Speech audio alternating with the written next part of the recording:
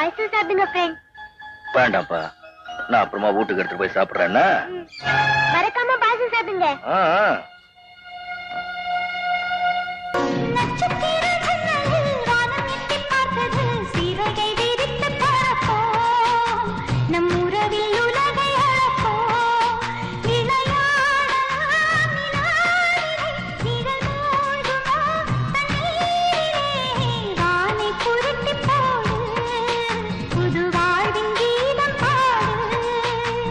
நட்சத்திர ஜன்னல்